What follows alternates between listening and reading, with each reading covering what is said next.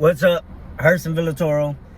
Look, having a minimum wage attitude will make you less valuable to other people as a whole, to humanity, right? I know there's a lot of people that want to believe that everyone is equally valuable and that everybody should be treated as such, but that is a fucking falsity, a myth that you've been fed by people who want to believe this same bullshit, right? You know there are other people out there that receive more admiration than you do, that receive more praise than you do, that receive more money than you do, that receive more new relationships and new connections than you do, that receive more acknowledgement than you do, that receive more opportunities than you do, that receive everything more than you do. That's because these people are more excuse me, that's because these people are perceived to be more valuable to other people as a whole than you are perceived to be. So quit lying to yourself that everybody is equally valuable, because that's just false.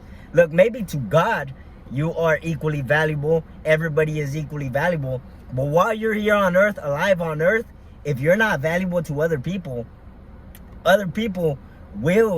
you will be, to put it directly, disposed of, right?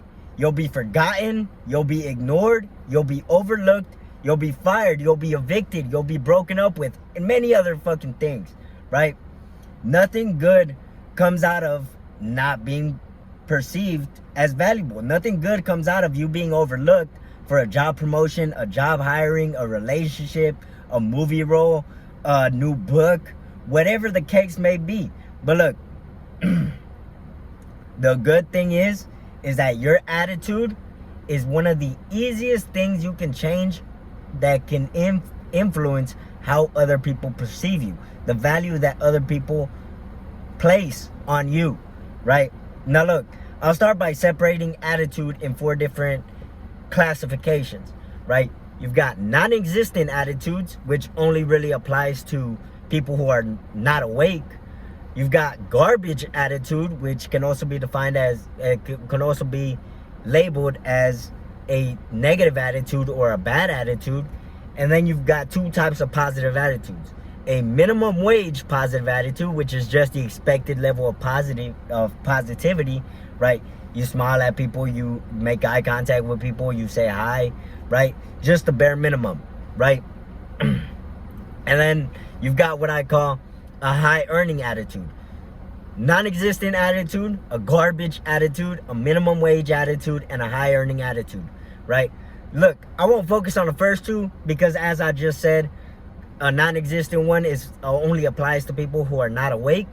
Garbage attitude is a bad or negative attitude, right? So I'm not even gonna apply those 2, because a garbage attitude, most people don't walk around with a garbage attitude. Most people will walk around with a decently positive attitude, a decently positive attitude, and normally reacting to how other people are proactively interacting with them. But look, so the 2 I want to focus on is the minimum wage attitude and a high earning attitude.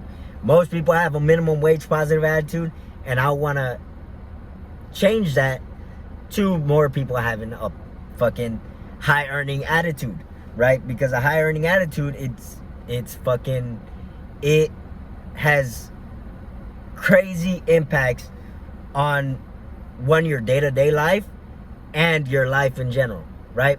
So let me give you some few characteristics of what a minimum wage positive attitude looks like compared to a high earning positive attitude, so you can understand the difference, right?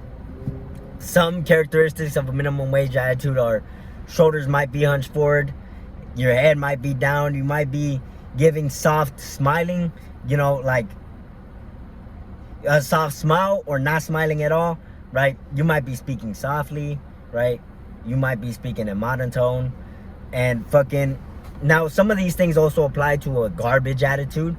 So the more of these characteristics you have, the closer you are to a garbage attitude. But these are some things you'll see in minimum wage attitudes, right? You might see some mumbling. You might hear speaking in terms of limits, right? Most people with minimum wage attitude speak in terms of limits. One specific example is agreeing by only saying okay and going with the flow.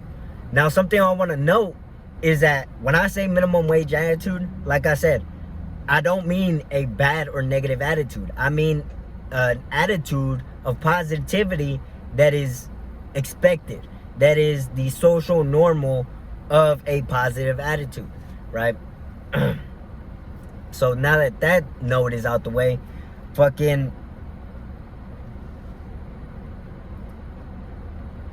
can't tell you the specifics of how to make your characteristics of your attitude go from minimum wage to high earning, but I can give you some points on different things I've seen on a high earning attitude, different things that I've done, different things that I do, and things you might decide you want to improve on or change or think about, right? So I'll group these points into 3 parts. Body language, which is going to be pretty quick. Verbal language, which is going to be very detailed. And 2 other bonus notes that I want to give you that don't exactly apply to either of these 2, right?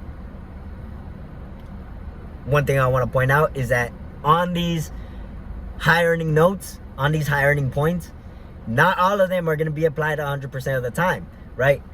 You're not going to be excessively strong smiling while someone's talking to you about their mother just died, right? So just understand your environment, and be aware of that. So here's these notes, right? So when it comes to your body language, I got 5 notes for you, right? Strong, positive smiling, like you got a strong smile. You got to show your teeth. You got to try to take the edge of your lips to the edge of your eyes, to the back of your ears. You got to take them as far as possible. And yeah, you don't want to have no soft smile, no teeth showing. You don't want to not smile at all, right? You want to have a strong, positive smile that is obvious, right? You want everybody to just take a glance at you and know you're smiling from a mile away, right? You got to walk with your shoulders back and your head forward, right? I see a lot of people walking around with their shoulders hunched forward, looking down, head down. It just oozes pessimism, right? And that's not the kind of attitude I think you want to produce if you're watching this video, right? So I want you to walk with your shoulders back, your head forward, your head up and looking forward, and your eyes forward, right? These are these points when it comes to your body, right? You want to make eye contact with people, of course. You don't want to be looking around, looking at the floor, looking at the ceiling, right? Looking at the fucking walls and shit, looking at the fucking counting the towels on the ceiling, counting the towels on the floor. Fucking none of that. You want to make eye contact with people. And you got to move quickly with purpose, right? Rather than just fucking going with the flow, fucking moving fucking slowly. No, none of that. You want to move quickly with a purpose to why you're moving quickly, right? Now that's the 5 points. I put one of them as 2 points. I put 2 points as 1, but there you go. Summary: you gotta have a strong positive smile. You gotta shoulders back, head forward. You gotta make eye contact. You gotta keep your eyes forward rather than looking down or fucking looking at the ceiling. And then you gotta move quickly with purpose. Verbal language, here's a few points, right? There's 8 points. Well, 7 of them. First one is creating interaction rather than just receiving interaction, right? You see someone, you say hi first. You don't wait for the other person to say hi. You don't ignore them until you have a reason to talk to them, right? You don't need a reason to talk to fucking strangers out in the fucking grocery store, at the fucking mall. You just say hi, good morning, good morning. I don't give a fuck how many times you have to say good morning. If it sounds monotonous because you say it so many times, just keep saying good morning to fucking everyone, right?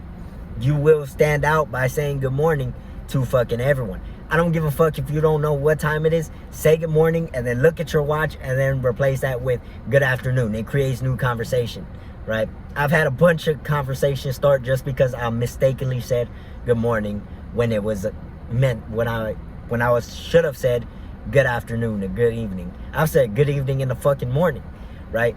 But my point is, greet people before they greet you, right? Move quickly there, right? You want to say good, whatever the fuck it is. I don't give a fuck what it is. You might say someone's name incorrectly. Say it and then ask them, did I say your name correctly? Did I fucking mistake your name, right? Whatever. 2, you want to speak clearly and loudly, but without yelling, of course, right? You want to speak clearly and loudly. You don't want to mumble like I mentioned earlier, and you don't want to speak softly like I mentioned earlier. Speaking softly makes you appear to be shy or nervous or introverted. And now,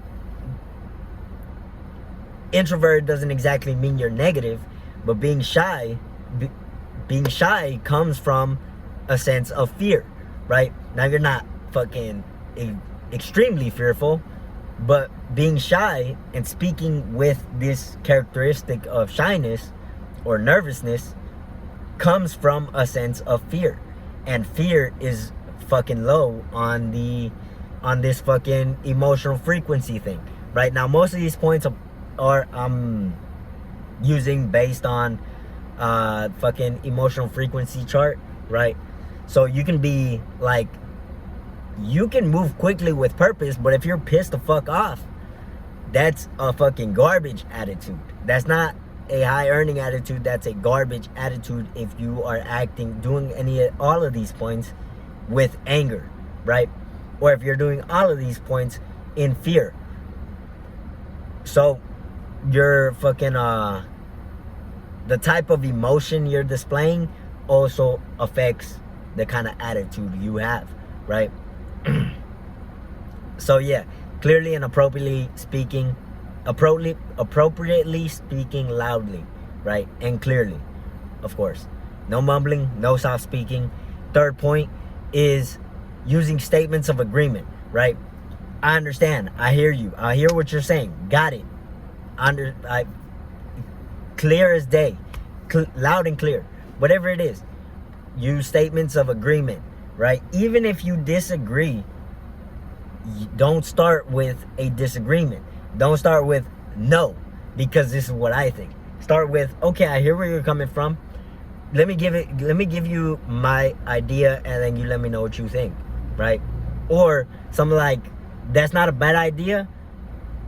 What do you think of this idea, right? Some shit like that, but don't ever start with a disagreement, right? Because then it causes people to be in a state of mental defense, right? They close you off more, they push you away more, they listen to you less, right? And I don't think that's what you want if you want to improve your value to other people as a whole, right? So, of course, statements of agreement. Even if you disagree, never start with a phrase of disagreement, right? Next point, 4, is using exaggeratedly positive words and phrases, right? Amazing, fantastic, dunzo, rather than just done.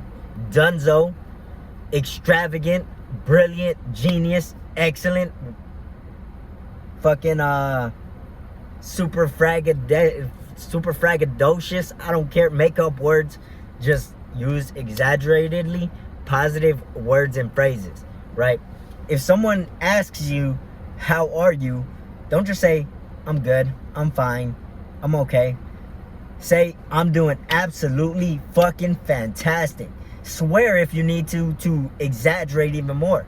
I swear all the time, just to exaggerate the positivity of what I'm saying, right? If someone asks you, how are you?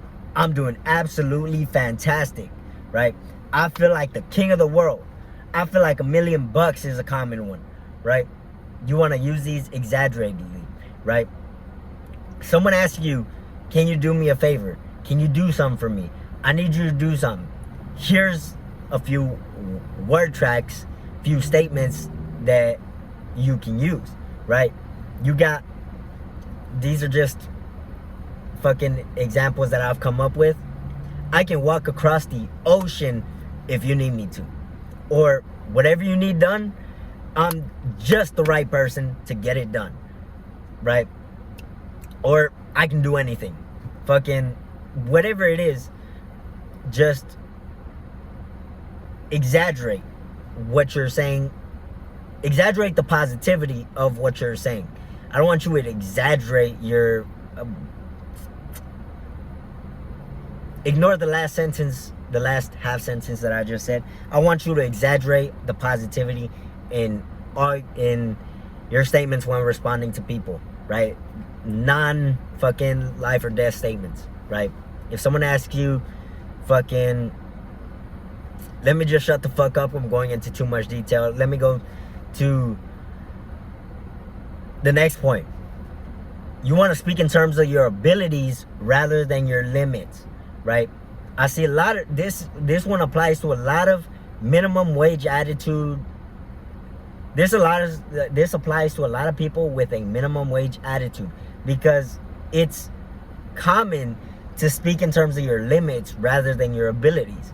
I can't afford this. I don't know how to do this. I can't do this. I'm too young. I'm too old. I'm too broke. I'm too rich, right? Whatever the fuck it is, people are used to speaking in terms of limits rather than abilities, right? Rather than potentialities, right? Rather than fucking say, I don't know how to do something, a better alternative would be to say, I can figure it out. Just so I understand better, add question here, right? I can figure it out. Just so I understand better, what is blank? I can figure it out. Just so I understand better, do you want me to put this in blank area or this other area? Whatever the fuck it is, just don't say, I don't know how to do that. Say, I can figure it out, and then ask your questions, whatever you don't know or don't understand, right? You don't want to start with, I don't know how to do something, right? Because then it can cause people to think that you're incompetent or that you've just got a limiting mindset, right? Most of the time when I hear people use limiting statements, I don't assume they're incompetent. I assume they've got a limiting mindset, which I can meet someone who's incompetent, but I can trust them more than someone who is competent, right? Because someone can be competent but have a limiting mindset. And I trust a limiting mindset much less than I do an incompetent person, right? Because if an incompetent person knows they can learn and uses the type of language, right, that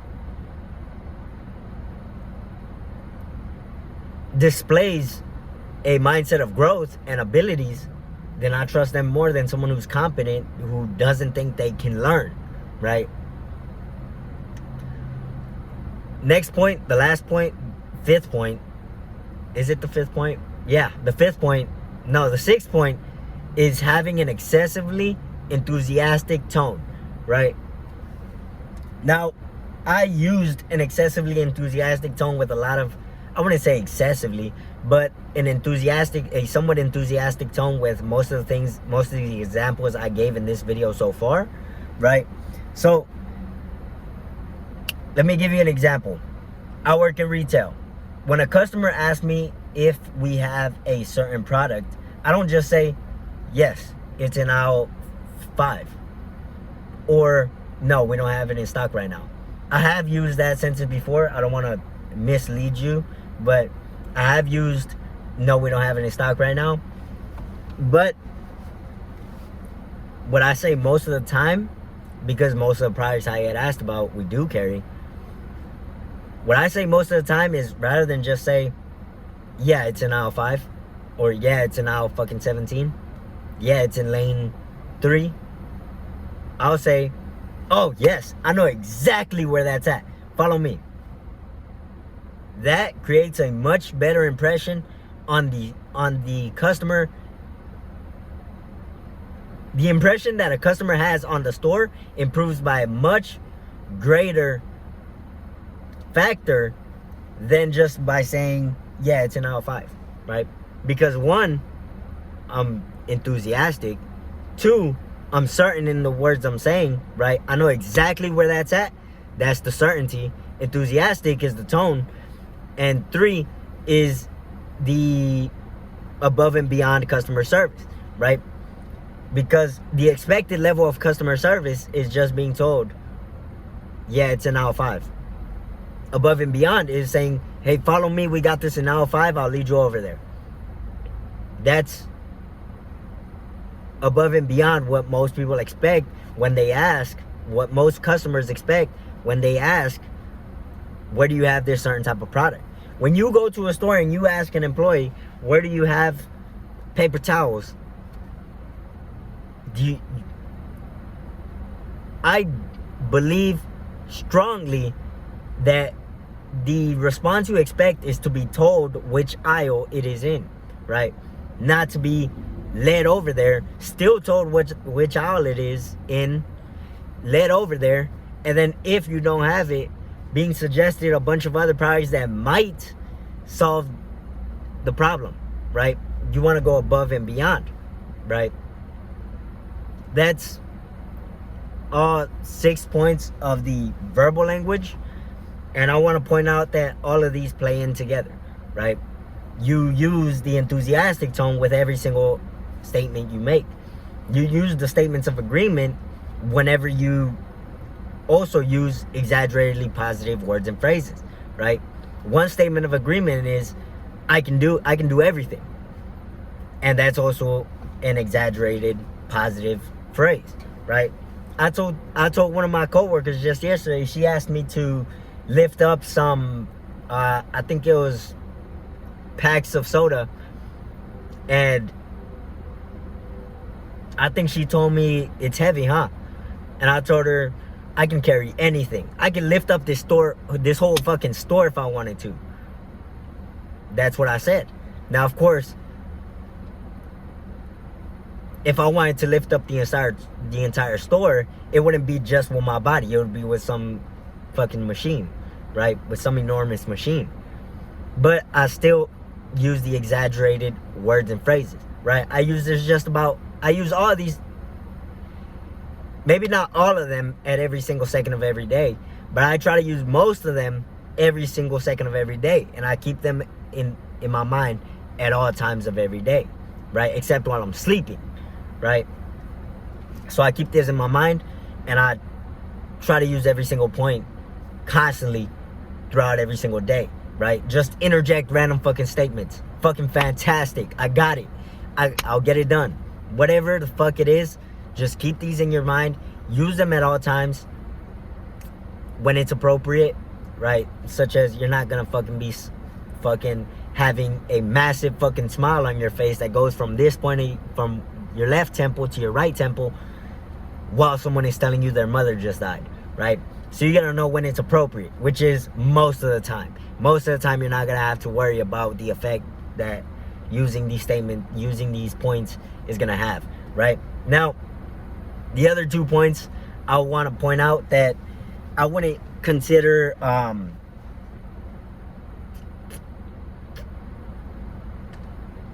these are more optional, but these are additional points, right?